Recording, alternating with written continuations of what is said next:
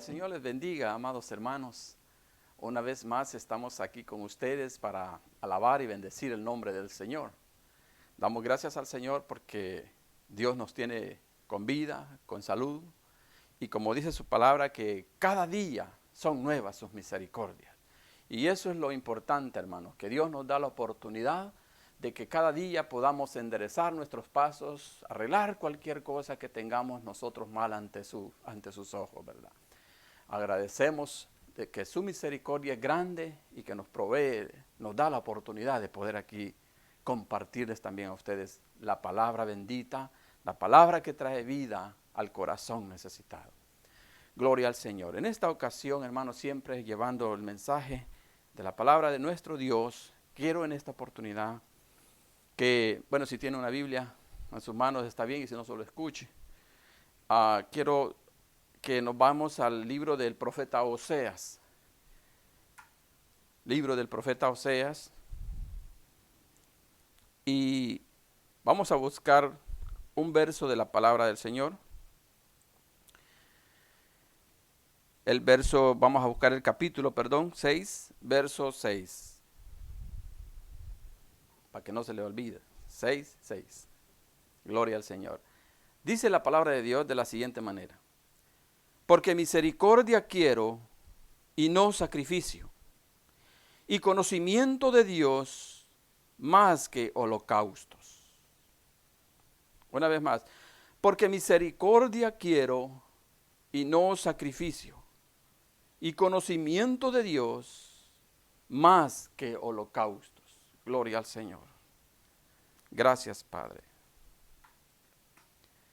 El versículo que he leído en esta oportunidad, hermano,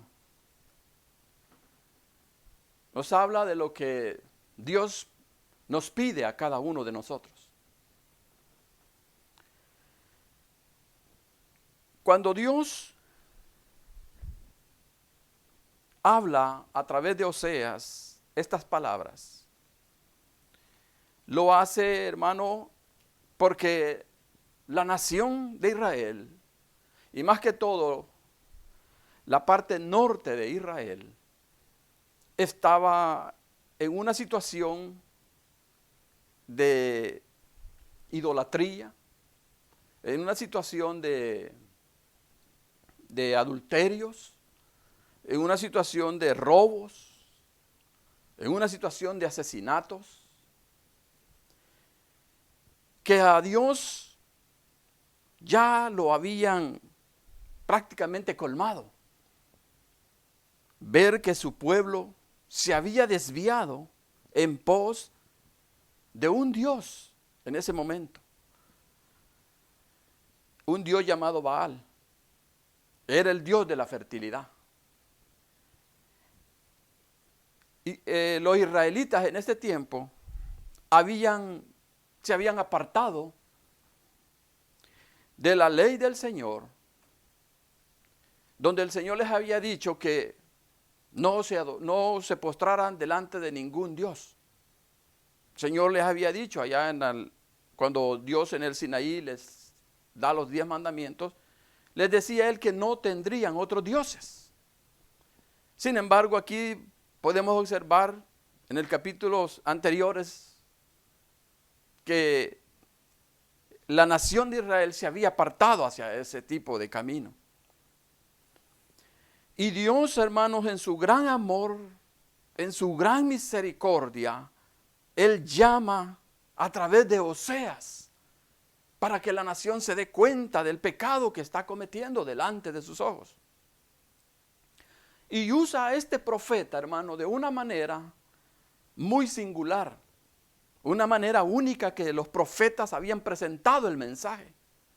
Porque hasta este momento, hermano, habían habido profetas pequeños que llegaban, por ejemplo, cuando se encontraban con los altares de Baal, y llegaban y ellos profetizaban y proclamaban palabras de Dios, diciendo, por ejemplo, en uno de ellos, cuando llega un profeta que no nos dice su nombre, solo nos dice ahí que él llegaba y le decía, ese altar, serás quebrantado en este momento. Y así sucedía, el altar se quebraba. Pero no había un profeta que Dios podía usar para que él pudiera revelar lo que él sentía. Y es así como llama a este profeta Oseas, que comienza su ministerio, hermano, allá por los años 755 antes de Cristo. Y él lo llama, lo levanta y le da una orden bien, podríamos decir,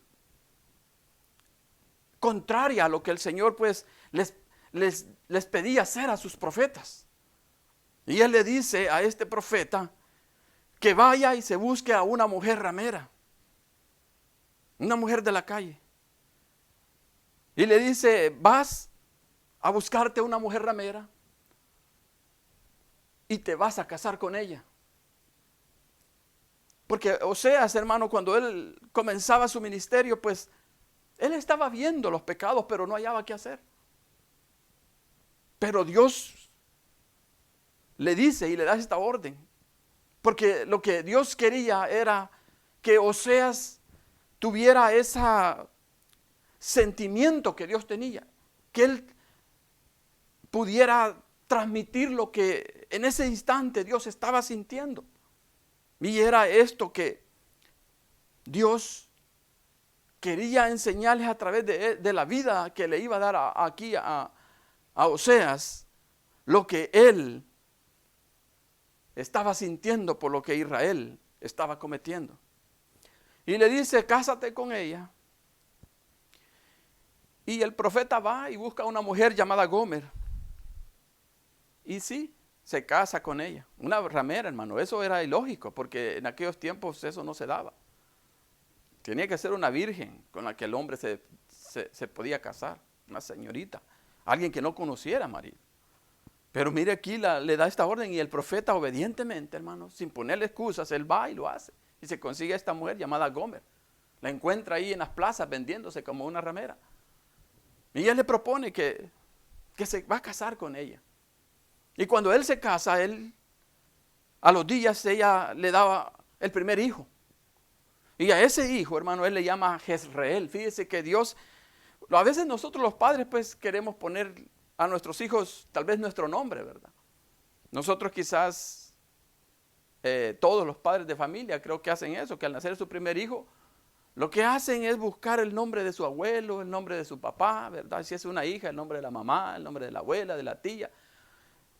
Y quizás Oseas eso estaba queriendo hacer aquí, pero Dios le dice, cuando le nace su primer hijo, le dice, Oseas, ponle Jezreel.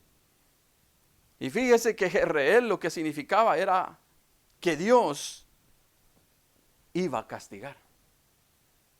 Porque en ese tiempo, cuando en esta ciudad, porque era una provincia de Israel, Jezreel, había acontecido años atrás que ahí se había derramado mucha sangre. Dios había entrado en lucha con muchos profetas falsos. Fue el tiempo en que Elías salió huyendo también, ¿se recuerda? Después de que mató a aquellos 400 en el monte Carmelo, que estaba allí en esa ciudad de Jezreel, en ese lugar. Fue donde la mujer aquella Jezabel también fue muerta por el Señor, pues porque cayó al piso de la segunda planta de su edificio y allí, dice, los perros llegaron y lambieron su sangre. O sea, fue un lugar que se veía mucha cosa tremenda. Y fíjese el nombre que le da, Jezreel, le puso el primer nombre a su hijo. Al poco tiempo le nace una hija. Y lo mismo, aquel queriendo buscarle el nombre de la madre, quizás, y no, él le dice, vas a ponerle el nombre a ella, le dice que le va a llamar Lo-Ruhamah. Lo-Ruhamah, fíjese los nombres, que significa no me compadeceré. Fíjese cómo Dios iba rodeando a este profeta de los sentimientos, de las emociones, de la rectitud que él iba a ponerle después a Israel para que él viera la vida que estaban llevando y se diesen cuenta que Dios no estaba de acuerdo en lo que estaban haciendo. Y él le dice, ponle Lo-Ruhamah, que significa no me compadeceré. Al poco tiempo de eso, cuando él ha sido ya destetado, dice que nace el tercer hijo. Y a él le dice Lo-Ammi. Le dice, a él le vas a poner Lo-Ammi, que significa no son pueblo mío. Fíjese de qué manera Dios le fue poniendo a Oseas lo que Dios estaba sintiendo. A una Jezreel, a uno Jezreel, a la otra Lo-Ruhamah. Y al último le dice Lo-Ammi. Al primero los castigaré. El segundo, no son pueblo mío. Y el tercero, no me compadeceré. Fíjese que Dios quería ahora que el profeta transmitiera con sentimiento, con emoción el mensaje que Dios quería que diera. Porque, como le digo, al principio Oseas llegaba y predicaba y les hablaba, pero no le decía, no le hacían caso. Él llegaba a decirles lo que Dios quería que ellos dejaran de hacer. Sin embargo, ahora Oseas ya estaba viviendo la vida que Dios estaba viviendo, lo que Dios estaba sintiendo. Dios sentía celo, Dios sentía que ya ellos estaban pasándose de los límites que Él había establecido en su palabra. Ahora Oseas, hermano, después que vive con esta mujer, le dice lo más tremendo, fíjese, y lo que creo que a cualquier hombre eso lo pusiera mal. La mujer se le va, como era una ramera, le va detrás de los amantes, se va a seguir prostituyéndose. No le importa que Oseas la tenía ahí, que se había casado con él, que le había dado 3 hijos. Su instinto mismo la lleva a hacer eso. Pero lo que Dios quería era que Oseas se diera cuenta de lo que él sentía ahora. Como Israel, después de que Dios lo había fortalecido, lo había bendecido, Él le había dado todo lo que Israel quería. Ahora él se apartaba en pos de otros dioses. Y aquí ahora la mujer buscaba a sus amantes. Pero mire Dios lo que le dice a él. Aquí cualquier hombre quizás deja a la mujer. Ahí los hombres ya no, quizás cualquiera pues. ¿Cómo va a ir usted a decirle a una mujer que se le ha ido con no sé cuántos amantes que regrese? Que vuelva, que usted la ama, a pesar de que está así. Pero fíjese que eso es lo que Dios le dice a Oseas. Ve y cómprala y tráela de nuevo para ti. Y eso es lo que Oseas hace. Va a la ramera. Y fíjese que en vez de ella pedirle perdón, él le llega a pedir perdón a ella. Y le dice que se vuelva a él, pero que ya no vaya a andar con otros. Porque de aquí para allá le dijo, yo seré tu marido. Ahora Oseas ya estaba preparado. Ahora Oseas sí ya él quería, él ya sabía lo que Dios sentía. Ahora sí Oseas iba a poder transmitir los sentimientos del Señor, la bondad del Señor, la rectitud del Señor, la santidad de Dios. Ya Oseas ya no había necesidad de que llegara y se parara, que nadie lo escuchara. Ahora él mismo estaba viviendo lo que Dios estaba viviendo, lo que Dios sentía en su corazón. Y eso por eso lo levanta aquí. Y ya el pueblo, y ya él empieza en el verso 4, dice, oíd palabra de Jehová, hijos de Israel, porque Jehová contiende con los moradores de la tierra, porque no hay verdad ni misericordia ni conocimiento de Dios en la tierra. Pero ya Oseas lo hacía con el poder y la autoridad que el Señor le había dado a través de esa vida que él estaba viviendo en su vida de matrimonio, en su vida de hogar. Ya él había sido rodeado de todo lo que Dios aquí estaba viviendo. Por eso el verso que les decía, donde Dios veía que ellos, mire, ya Israel ya no hacía nada bueno. Fíjese que aquí el rey que estaba gobernando se llamaba Jeroboam II. Y este rey lo que había hecho es hacer ídolos por todas partes, diciendo que para sí el pueblo no fuera hasta el templo, sino que llegaran a esos ídolos a poner incienso, a quemar incienso delante de ellos.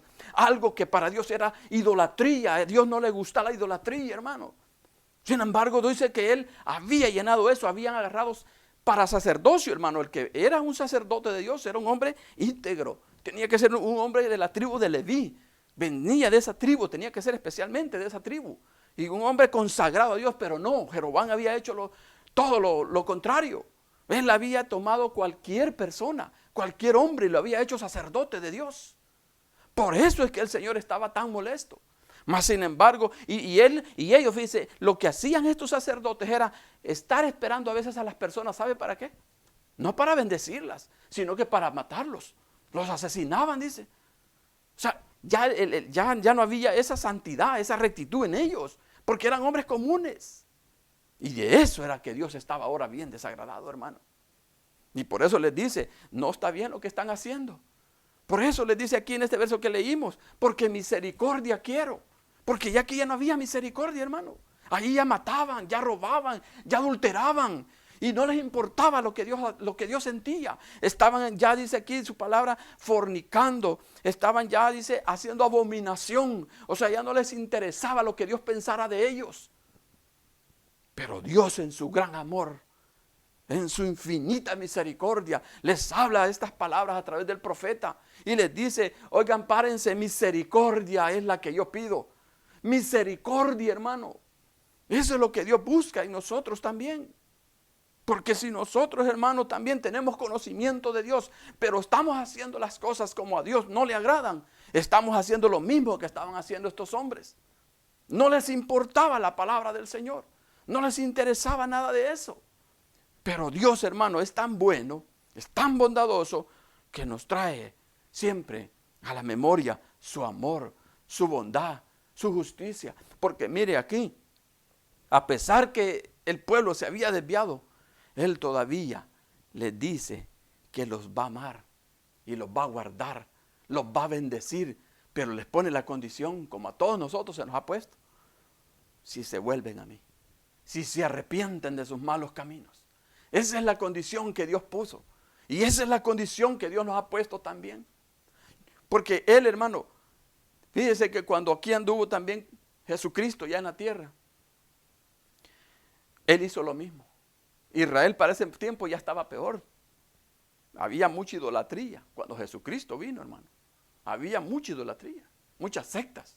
Ya la ley de Moisés estaba siendo como, ya había sido fragmentada en partes, porque ya estaba la secta de los celotes, la secta de los fariseos, la secta de los samaritanos. Todos tenían un pedazo de la ley de Moisés a su manera. Por eso es que Jesús vino y les habló todo eso, les siempre atacaba esas herejías que en ese tiempo habían. Porque cuando Él se presentaba, hermano, fíjese que la misericordia de Dios es tan grande, que aquí, a pesar de que todo lo que estaba haciendo este pueblo en este tiempo, Dios tuvo misericordia de ellos.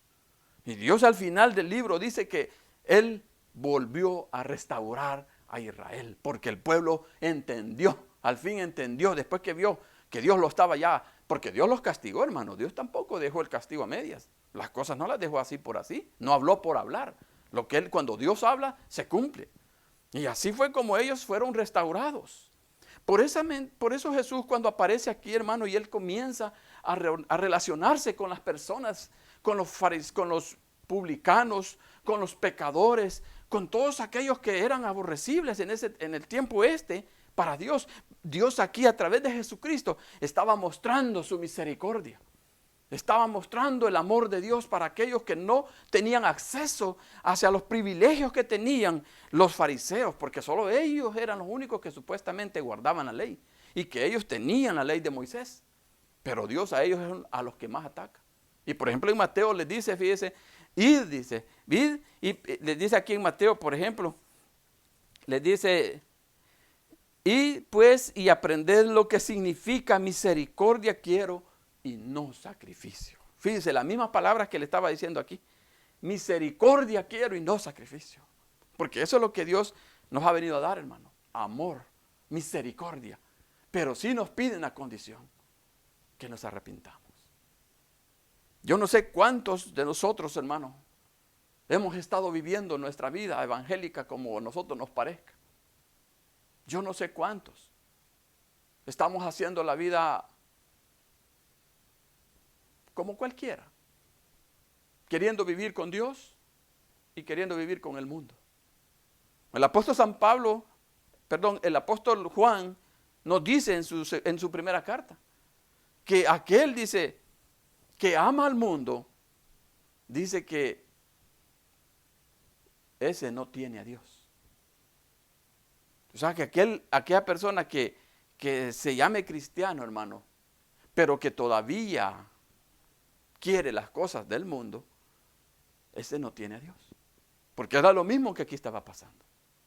Ellos todos los israelitas conocían de la ley, pero estaban haciendo otras cosas que a Dios no le agradaban. Y era lo mismo que hoy podemos ver nosotros, que si nosotros decimos ser cristianos, pero que no vivimos conforme a la misericordia, conforme a los preceptos, a los mandamientos que tenemos establecidos, entonces nosotros, hermanos, estamos cayendo en la misma condición de este momento donde Oseas estaba viendo cómo este pueblo se había corrompido. Entonces, hermano, Nosotros tenemos que saber eso. Tenemos que conocer a Dios, porque dice su palabra, mi pueblo perece por falta de conocimiento. Aquí en el libro de Oseas lo dice. Por eso él les decía, misericordia quiero y conocimiento de Dios más que holocaustos. Muchos a veces hacen lo contrario, se ponen a hacer vigilias, se ponen a hacer ayunos. Eso no es malo, hermano. No es malo, porque es bueno hacerlo. Pero a veces muchos se equivocan porque piensan que de esa manera están agradando a Dios. Pero su corazón, hermano, lo mantienen con cosas. Lo mantienen tal vez con envidias, con resentimientos, con odios. ¿Me entiende? Por eso es que nosotros debemos de tener cuidado. Y conocer al Señor, hermano, es conocer la santidad de Él. Es conocer la rectitud de Dios. Es conocer que Él se mueve en la verdad. Por eso les decía aquí a ellos eso. Conocimiento antes que el sacrificio, antes que el holocausto. Usted puede dar todo el dinero que quiera. Usted puede hacer cualquier obra benéfica. Pero si usted no ama a Dios, si usted no honra a Dios con su vida, todo eso, hermano, queda en vano. Todo eso no se ve. Quizás a usted le han enseñado otro tipo de evangelio. Un evangelio moderno, un evangelio donde usted puede estar como usted quiere.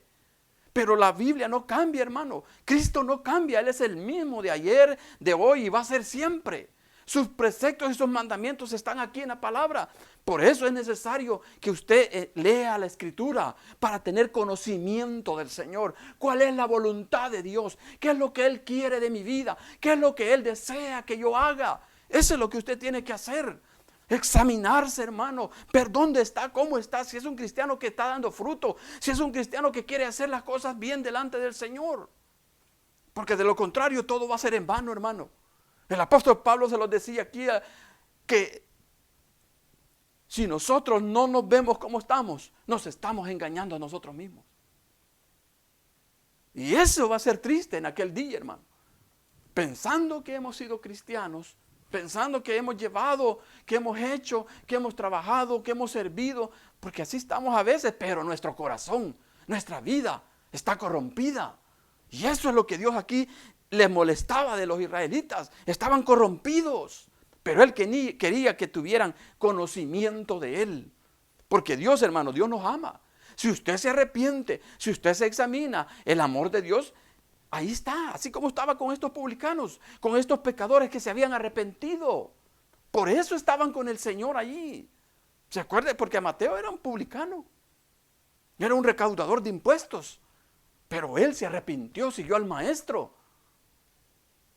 Y mire, ahí estaba con el Señor recibiendo la misericordia de Él. Por eso, hermano, es necesario que nos examinemos y podamos alegrar a Dios. Podamos tener a Dios contento.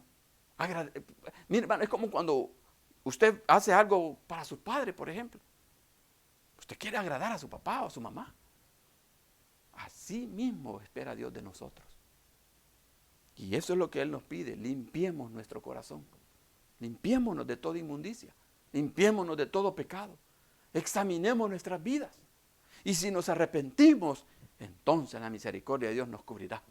Y nos llenará, hermano, de conocimiento de Él, de gracia de Él. Entonces usted va a estar seguro. Entonces sus oraciones van a ser respondidas. Porque a veces por eso nos responde también el Señor, hermano. Porque nuestra vida quizás está en pecado. Nuestra vida quizás está que no es agradable al Señor. Y eso es lo importante que tenemos que tener en cuenta.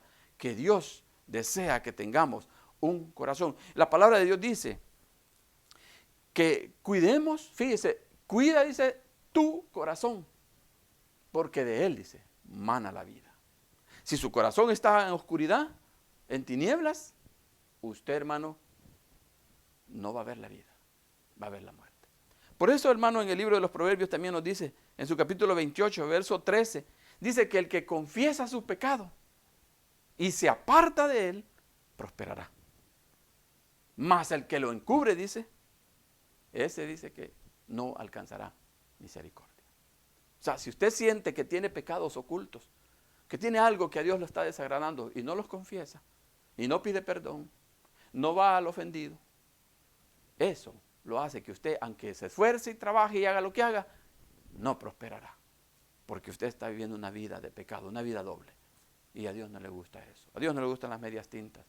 A Dios no le gusta que usted esté aquí con un pie aquí y con otro pie afuera. No, camine derecho. La senda del Señor es angosta, pero usted tiene que caminar bien derecho.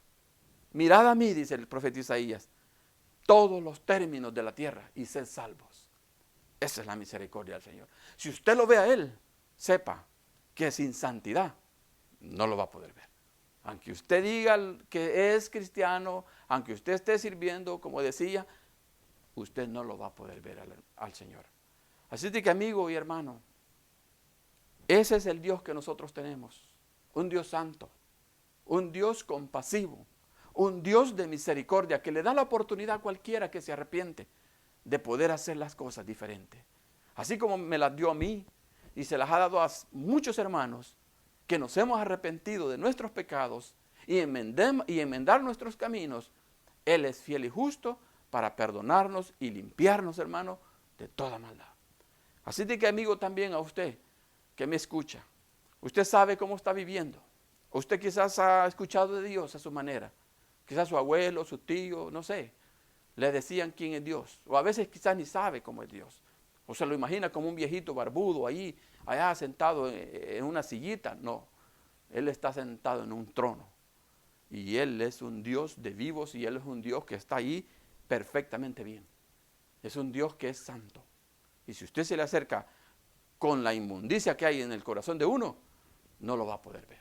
Es necesario que usted también se arrepienta si quieres recibir en el día final la vida eterna. Por eso el apóstol Juan decía en Juan 3:16, porque de tal manera amó Dios al mundo, para que todo aquel que en él crea no se pierda, mas tenga la vida eterna. Para usted, mi amigo. Si usted le han hablado de Dios de una manera abstracta o diferente, yo le hablo con más claridad. A Dios lo que le gusta es que nos arrepintamos. Es la condición. Arrepiéntase de su vida de pecado y entonces Él lo recibirá en misericordia.